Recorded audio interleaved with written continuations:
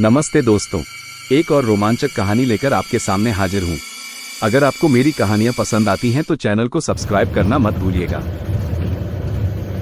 Highway पर रात का सन्नाटा, अंधेरा घना था। हाईवे के दोनों ओर खड़े पेड़ों की छायाएं डरावनी दिख रही थी। रात के 12 बज चुके थे और आकाश में तारे भी छिप गए थे। अपनी कार में अकेले सफर कर रही सिया को अचानक कार ने धोखा दे दिया। कार अचानक रुक गई और फिर शुरू होने का नाम ही नहीं ले रही थी। सिया घबरा गई। उसने कार के इंजन को बार बार स्टार्ट करने की कोशिश की, लेकिन कुछ नहीं हुआ। बाहर का माहौल बेहद सुनसान था। दूर दूर तक कोई आवाज नहीं आ रही थी। सिया के मन में डर का साया छा गया। उसने मोबाइल निकाला और हेल्पलाइन नंबर डायल किया, लेकिन नेटवर्क नहीं आ रहा था। सिया ने कार की लाइटें चालू की और खिड़की से बाहर झांकने लगी। अंधेरे में कुछ भी दिखाई नहीं दे रहा था। तभी उसे दूर से एक रोशनी दिखाई दी। वह रोशनी धीरे धीरे पास आ रही थी। सिया ने सोचा कि शायद कोई गाड़ी आ रही है, लेकिन जैसे ही वह रोशनी पास आई, सिया दंग रह गई। वह रोशनी एक पुरानी जीप की थी। जीप रुक गई और उसमें से एक बूढ़ा आदमी उतरा। वह आदमी सिया के पास आया और बोला, बेटी क्या हुआ? सिया ने अपनी समस्या बताई। बूढ़े आदमी ने कार की जांच की और कहा, कार का पंक्चर हो गया है। सिया ने राहत की सांस ली। उसने बूढ़े आदमी से पूछा, क्या आप मुझे अपने साथ ले जा सकते हैं?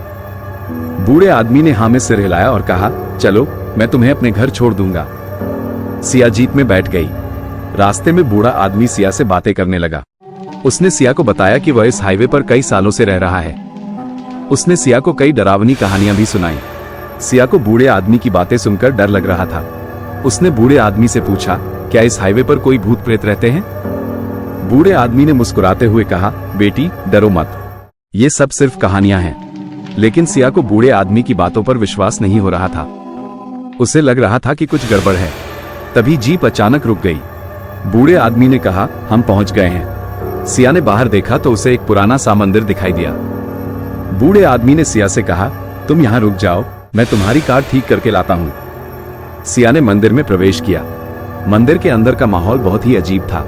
मंदिर में तेल के दीपक जल रहे थे और मूर्ति के सामने फूल चढ़ाए गए थे। सिया ने मंदिर में घूमना शुरू किया। तभी उसे एक आवाज सुनाई दी। वह आवाज मंदिर के अंदर से आ रही थी। सिया डर गई और उसने पीछे मुड़कर देखा, लेकिन पीछे कुछ भी नहीं था। सिया ने सोचा कि शायद वह कुछ गलत सुन रही है, लेकिन जैसे ही उसने दोबारा आगे बढ़ाया, वह आवाज फिर से सुनाई दी। बेटी तुम यहाँ क्यों आए हो? सिया घबराकर मंदिर से बाहर भाग निकली। उसने देखा कि बूढ़ा आदमी अभी तक नहीं आया था। सिया ने अपनी कार की तरफ दौड़ लगाई और कार में बैठकर दरवाजा बंद कर लिया। सिया ने कार स्टार्ट की और तेजी से वहां से निकल गई। सिया को लगा कि वह अभी भी सुरक्षित नहीं है। उसने कार को तेजी से चलाया और जब तक वो शहर नहीं पहुंच गई, तब तक उसने पीछे मुड़कर नहीं देखा।